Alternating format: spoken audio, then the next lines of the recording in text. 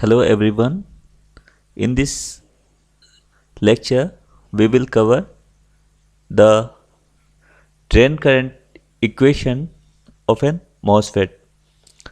We will derive the drain current equation of a MOSFET in both linear region and saturation region. For both linear and saturation region, we will derive the expression of a drain current. Okay, so this one is the very fundamental cross-sectional structure of a NMOS structure. So already discussed the thing. So we have to now move to some useful definition that will be helpful for the derivation of a drain current equation. So the first thing is your overdrive voltage or effective voltage. So basically overdrive voltage is the excess get to source voltage over the threshold voltage, that is your VGS minus VT. VGS minus VT, that is our the effective voltage, or sometimes it is called the overdrive voltage, is the voltage that is responsible for the charge in the channel region. This effective voltage VGS minus VT, that is our overdrive voltage, is responsible for the charge in the channel region. Okay, so that thing is very important. Overdrive voltage, or simply the effective voltage, is responsible for the charge in the channel region. Okay, effective voltage is responsible for the charge in the channel region. Okay, now the effective charge present in the channel, the effective charge, how much charge present in this channel region, okay, in this channel region, can be simply written as, or mathematically written as, we know the very simple formula Q equals to CV. So that thing we have to keep in your mind. So we can write Q equals to COX, okay, into W by L into overdrive voltage, that is your VGS minus VT. Why I am writing COX and W by L, but in formula I am saying Q equals to CV, the very fundamental formula. But this COX is the oxide capacitance per unit area. So the unit of this COX is simply your farad per meter square. Okay, so farad per meter square is there, so we have to multiply with some area term. So that area term is your W into L, width of the MOS device into channel length. So is it clear? COX, that's why I am writing COX into W by L, and this one is our effective voltage, or say overdrive voltage. Okay, so Q equals to CV, Q COX into W by L is nothing but simply a unit of capacitor, farad. So COX is farad per meter square into meter square cancel. So this should be farad and volt. Okay, now so this COX is our oxide capacitance, okay, per unit gate area. Okay, now this COX is simply your epsilon naught x, epsilon naught x, and by TOX. TOX is the oxide thickness, and this epsilon naught x is the permittivity of the SiO2, permittivity of the SiO2. Okay, having unit farad per meter. Why farad per meter? Because farad per meter and there is a TOX, oxide thickness, having meter, so this should be farad per meter square. Is it clear? Unit is clear. And permittivity is the ability of a material to pass the electric field. Okay, so that thing I am not discussing too much. So epsilon naught, this epsilon naught x is the permittivity of the SiO2. Okay, semiconductor oxide is there na, this SiO2. So that's why I am telling this one is your SiO2. Okay, this epsilon naught x numerical value is 3.9 into epsilon naught. Okay, and this epsilon naught is the permittivity of the free space, and this value is 8.854 into 10 to the power minus 12. I am telling in the SI unit. Okay, in some question it may be in centimeters, so you have to change. Okay, so that we can write this epsilon naught x equals to 3.9 into epsilon value. We have to remember 8.854 into 10 to the power minus 12, and if we multiply these two terms, finally we will get 3.45 into 10 to the power minus 11. I am not writing the unit because this unit should be your farad per meter. Okay, so the basic definition is clear. Means we have to start with Q equals to CV. The charge present in the channel region is due to the what? Due to the overdrive voltage. Okay, VGS minus VT. So that's why VGS minus VT, and some capacitance. So oxide capacitance. Okay, so COX, oxide capacitance per unit area, so COX by area. Okay, so that's why we are multiplying with WL. Okay, so now what it gives, this effective voltage, if we increase the effective voltage, very simple thing, if we increase this effective voltage VGS minus VT, okay, the channel charge will also increase due to increase in the effective voltage. Also it increases the depth of channel. Depth of channel is also increased. Very simple, means VGS minus VT increases, charge increases. Charge increases means your channel charge is increases. Okay, because Q is proportional to VGS minus VT and the oxide capacitance. Okay, so this effective voltage, that is our VGS minus VT, increases. Okay, channel charge also increases, the charge in the channel region also increases, and the depth of channel will also increases. Is it okay? Clear? So now what I am saying, the charge in the channel region is proportional to oxide capacitance or simply your overdrive voltage. Okay, and in general we can write this one simply yours already written in the earlier slide. Q equals to COX W by WL VGS minus VT. Very simple. Q equals to CV, but this COX is the oxide capacitance per unit area. Area term is there, so we are just multiplying with the channel width and channel length. Now we have to write the charge per unit length. Charge per unit length, that is our Q by L. Why I am writing, it will be clear after 10 minutes. Okay, so charge per unit length is simply written as what? Q by L. So Q by L, if we divide the both side, left hand side and right side L, so it should be Q by L COX W VGS minus VT. Okay, so simply we can write. Okay, now again we have to use a fundamental E field equation. Okay, that is our electric field equals to dV by dL. Okay, we know. So now what I am telling, now the drain to source voltage, okay, this VDS generates an electric field across the channel. This drain to source voltage generates the electric field in the channel region, and that should be defined as that is your electric field. So VDS by L. Okay, so the drain to source voltage generates an electric field E across the channel, that is given by E. So E equals to VDS by L. Okay, I am taking the modulus because very famous formula, electric field dV by dL, voltage per dV by dL. Okay, electromagnetic theory. Okay, so that thing we can write electric field E equals to VDS by L. 2-3 key formula or fundamental or very basic formula you have to keep in our mind, and we have to start from that point and we can easily find the drain current equation. Okay, so this one is the very simple thing. Now one more thing, now an effect due to the electric field. Okay, due to this electric field some effect will be established that causes the drift velocity, okay, of that electron. Okay, so due to this electric field causes some drift velocity for the electron.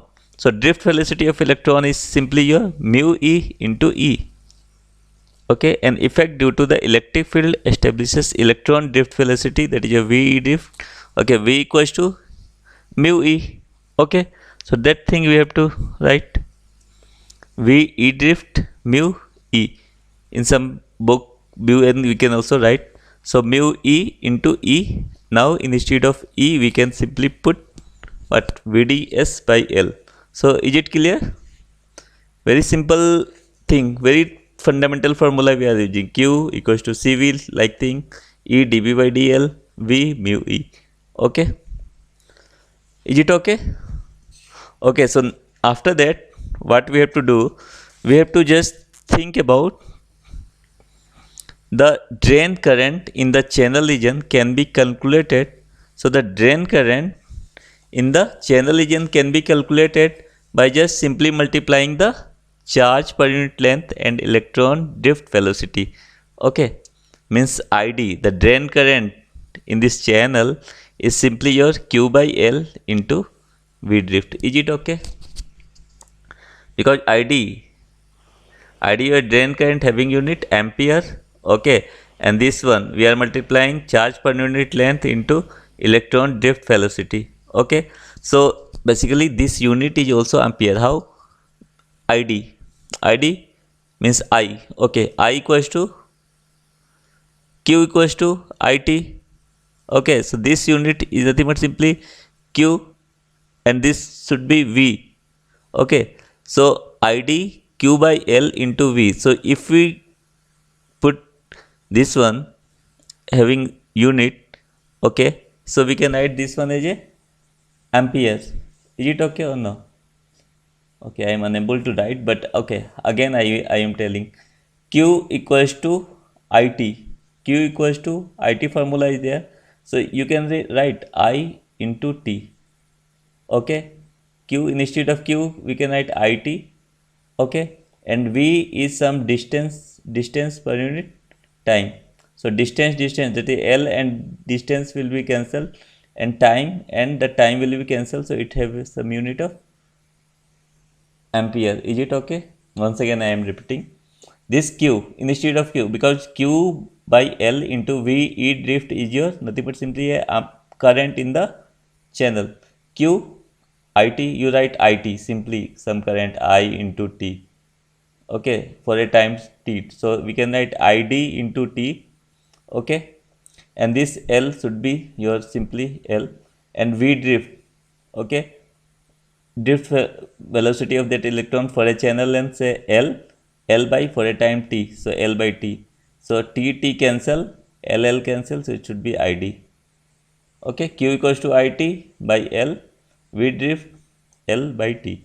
Okay, so this one is simply now instead of Q by L we can write mu E COX, okay, W by L, and that is our VGS minus VT into VDS. Is it okay? From the last expression VE drift we can write mu E VDS by L. Okay, so mu E COX W by L, VGS minus VT into VDS. Okay, so this expression is very simple. This case is only applicable for the small VDS. Okay, this case is applicable for the small VDS where the channel behave like a linear resistor. Okay, when the channel behaves like a linear resistor. Okay, moreover the drain current is controlled by the get to source voltage, but this drain current will be controlled by this VGS. Okay, and this one is for the linear region. Okay, this case is applicable for the small VDS and the channel behaves like a linear resistor. Okay, and the drain current is controlled by the get to source voltage. Okay, now the other term is your transconductance term. So transconductance term is nothing but simply ID by VDS. If we divide ID by VDS, it will give the transconductance. Okay, transconductance term. GDS, ID by VDS. So this one is your transconductance. So there is some this term mu e, already you know, mobile electron mobility. Okay, having unit meter square volt second unit, you have to think. Okay, it is very easy thing. Okay, so unit meter square volt per second electron mobility. Okay, now there is mu e cox, very famous term in MOSFET, that is our transconductance, process transconductance. Okay, this one is our process transconductance, having having unit ampere volt square. Okay, or process transconductance parameter you can say. And this W by L is your aspect ratio. Okay, and this VGS minus VT, we know the override voltage. Okay, so all this thing I am taking from this book, Cedar Smith. Okay, very famous book. So you can also go, but I am just giving you a very brief from that book. I am making this PPT from that book, so that's why I am also writing the reference book. You can also go through that book, but this one is the thing that we have to go for. Okay, so next, now this GDS already transconductance, ID by VDS already derived. Okay, now if we write in terms of linear resistance, that is your RDS, we have to just take reciprocal of 1 by GDS. Okay, so RDS can be reciprocal of 1 by GDS. So we can simply write the same thing, but in that manner. This would be 1 by reciprocal 1 by mu is Ux. Okay, this one is the MOSFET behaves like a linear resistance. Okay, as a function of get to source voltage. Okay, very easy. Okay, after that, now this region for a small VDS. Okay, so if we plot ID and VDS curve, there should be a linear curves. Okay, that will pass through the origin. Okay, so ID VDS should be a linear curve. Okay, linear curve. If we increasing VGS, ID value correspondingly also increase, and this line at this VDS line. Okay, your drain current is 0 because VGS should be less than VT, so channel formation will be 0. Okay, and this VGS, different VGS should be VT plus VDS1, VDS plus 2. Okay, VT plus, okay, different for different get to source voltage, the curve will be like that. Okay, now this GDS transconductance. Okay, GDS is our that slope. Okay, so slope is your this slope. So how we can find, means this one and this one, tan theta P by B perpendicular by base. Okay, so this slope can be del ID. Okay, by del VDS is your slope, represents the what, GDS. Okay, that is our del ID by del VDS. Is it okay? Very simple. This operation is for the small VDS. Okay, now we have to think for the operation of this NMOS for a high value of VDS. Okay, so for high value of VDS, we already know that the channel will be tapered, or okay, an increment in VDS with constant VGS, where VDS appears across the channel region, and the voltage measured along the channel region with respect to source, from a source, it should be 0 volt, 0 to VDS. Okay, 0 to VDS. Okay, and the point along this channel decreases from VGS to VGS minus VDS. Okay, already discussed in my earlier videos. Okay, the voltage measured along the channel with respect to source will be 0 to VDS. Okay, if we think of in terms of with respect to get to source, so it should be VGS minus VGS at the source in, and VGS minus VDS at the drain. Okay, the voltage between the gate and point along the channel decreases from VGS at the source end, okay, VGS minus 0, this voltage, and VGS minus VDS at the drain end, okay. So this one is the thing. So get to source voltage, that get to source voltage is there, source end is there, drain end is there, okay. So this one is the threshold voltage when the channel is formed, some, okay, and this should be this voltage is our overdrive voltage for the operation of MOSFET, okay.